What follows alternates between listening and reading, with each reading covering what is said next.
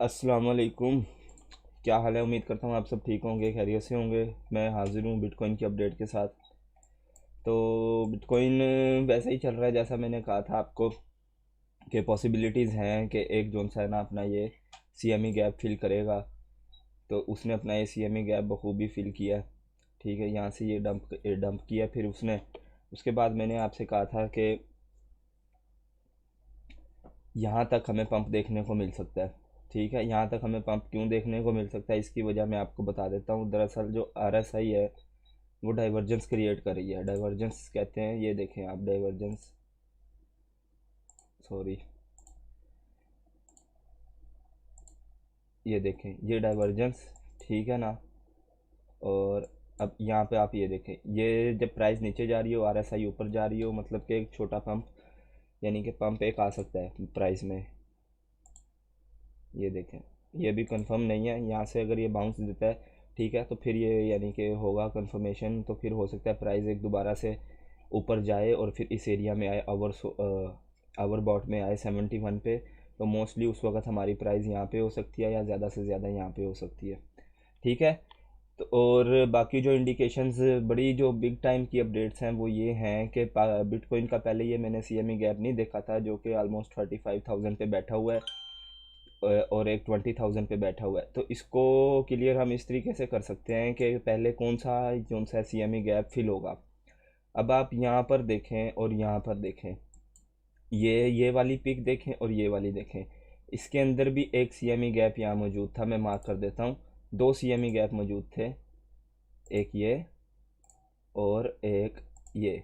ठीक है, बिल्कुल ऐसा ही हुआ है। प्राइस ने ब्रेकआउट किया, ठीक है, यहाँ से इसने रिट्रेसमेंट ली और एक पंप दिया। यहाँ से भी ये देखें, प्राइस ने यहाँ से ब्रेकआउट किया, रिट्रेसमेंट ली, फिर एक पंप दिया। उसके बाद जो है वो प्राइस वापस इधर आई है, पहले इसको फिल करने के लिए आई है। ठीक है, और अब भी प्राइस वही कर रही है। प्राइस पहले इसको फिल करने के लिए आ रही है, फिर ऊपर जा सकती है प्राइस, क्योंकि यहाँ से इसको, जाहिर बात है, यहाँ पे ऑर्डर्स ज़्यादा बैठे हुए हैं बनिस्बत के इधर। इधर भी ऑर्डर्स बैठे हैं लेकिन इधर ज़्यादा ऑर्डर्स बैठे हैं। अब हमें और भी कंफर्मेशन कैसे हो सकती है? अगर तो बिटकॉइन जो है वो एक लो और लो बनाता है, यानी कि ये हाई बना दिया ना, अब इससे अगर एक लो बनाता है ना बिटकॉइन, जैसे फ़र्ज़ करें बिटकॉइन ने कैंडल क्लोजिंग कर दिया अपनी 24,500 या 500 के नीचे, 24,500 से नीचे अगर बिटकॉइन अपनी 4 आवर की 3 कैंडल्स क्लोज कर देता है, तो समझ लें हम उसे एक लोअर लो कंसीडर करेंगे। ठीक है, तो फिर हमारे चांसेस और ज़्यादा हो सकते हैं कि पहले ये वाला सीएमई गैप फिल हो, उसके बाद बिटकॉइन जो है वो ऊपर जाए इस सीएमई गैप को फिल करने के लिए। ठीक है, आई होप समझ आई होगी आपको। और मैंने आपको क्या बताना था। अब बिटकॉइन ऊपर इसलिए भी जा सकता है कि ये एक ऑर्डर ब्लॉक बैठा हुआ है। ऑर्डर ब्लॉक क्या होते हैं ये मैं आपको इंशाल्लाह नेक्स्ट वीडियोस में आपको बताऊंगा कि ऑर्डर ब्लॉक होते क्या हैं। तो यहाँ पर ऑर्डर ब्लॉक भी बैठा है, यहाँ पर इम्बैलेंस भी है। ठीक है, यहाँ पर इसकी एक रेजिस्टेंस भी है अच्छी, यहाँ पर ये अभी तक आया भी नहीं है रिट्रेस करने के लिए प्राइस को। तो यहाँ पर इंडिकेशन यही दे रही है ये वाली जो डाइवर्जेंस है कि प्राइस वापस इस एरिया में जाए और फिर रिजेक्ट करे। ठीक है, इस और फिर रिजेक्ट करे, एंड देन फिर हमारे पास अगर बिटकॉइन नीचे क्लोजिंग करता है, यहाँ से भी कर सकता है, इसको इनवैलिडेट करने में इसे कोई ज़्यादा तकलीफ़ नहीं होगी, यहाँ से भी कर सकता है क्लोजिंग, और फिर इस एरिया में आकर प्राइस दोबारा से एक बाउंस ले जिसमें ये इस हाई को ब्रेक कर कर 35,000 के ऊपर भी जाए। तो घबराने वाली बात नहीं है, बल्कि जब डंप करता है बिटकॉइन तो फिर हमें ज़्यादा से ज़्यादा एक्यूमुलेट करना चाहिए, यानी कि इसे बाय करना चाहिए, ताकि इन फ्यूचर हम इसमें प्रॉफिट ज़्यादा से ज़्यादा ले सकें। तो वही बात है, यहाँ पर भी वही सीन प्ले आउट हो रहा है। ये देखें, हाई, फिर higher high, high higher high. ठीक है, यहाँ पर इसने रिट्रेस किया, यहाँ पर इसने इसे रिट्रेस किया, लेकिन अब ये वाला जो एरिया है ना, ये वाला जो एरिया था बिटकॉइन के लिए, इसको इसने ऑर्डर सीएमई गैप फिल किया था। अब बिटकॉइन बिल्कुल यहीं है, यहाँ से ये ज़्यादा नज़दीक है इस सीएमई गैप के बनिस्बत के यहाँ पर। और यहाँ पर जाने के लिए इसके पास बहुत ही हैवी रेजिस्टेंस है जो कि है 32,000 की, जबकि यहाँ पर गिरने के लिए इसके पास ये इतनी हैवी रेजिस्टेंस मालूम नहीं होती।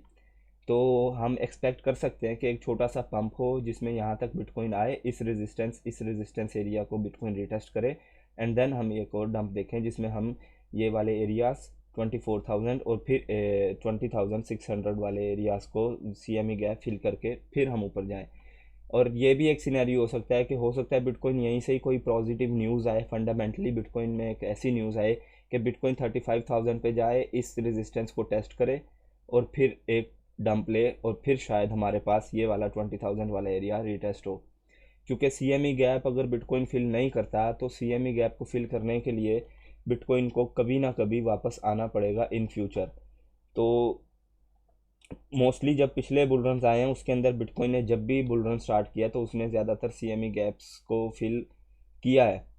ठीक है, बुल रन में उसने CME गैप्स छोड़े हैं, क्योंकि प्रीवियस जो हाई होता है ना, प्रीवियस हाई से ऊपर अगर CME गैप हो तो उसमें मसला नहीं है, प्रीवियस हाई से नीचे CME गैप हो तो फिर वो ज़रा मसला करता है, फिर प्राइस और ज़्यादा गिरती है प्रीवियस हाई से। तो अगर तो बिटकॉइन इसको फिल करता है और ऊपर जाते जाते फ़र्ज़ करें इधर 30,000 से ऊपर कोई CME गैप बनाता है तो फिर उसमें 30,000 कह रहा हूँ, 50,000 से ऊपर कोई CME गैप बनाता है उसमें इतनी टेंशन नहीं होगी। अगर 50,000 से नीचे नीचे कोई CME गैप बनाता है तो फिर जो नेक्स्ट हमारा जो बेयर रन होगा उसके अंदर मोस्टली चांसेस हैं कि वो CME गैप फिल हो। इसीलिए मैं ये कह रहा हूँ कि ये वाला CME गैप जितना जल्दी फिल हो उतना ज़्यादा बिटकॉइन के लिए बेटर है, क्योंकि इससे पीछे बिटकॉइन के पास कोई ऐसा CME गैप नहीं है जो उसने फिल करना हो। अगर ये फिल हो गया CME gap then well and good है, फिर हम ऊपर जा सकते हैं आराम से। अगर नहीं हुआ तो इन फ्यूचर हमें यहाँ तक का डंप भी देखने को मिल सकता है। तो आई होप आपको समझ आई होगी मेरी अपडेट की। आज के लिए इतना ही, मिलते हैं नेक्स्ट वीडियोस में। अल्लाह हाफिज़।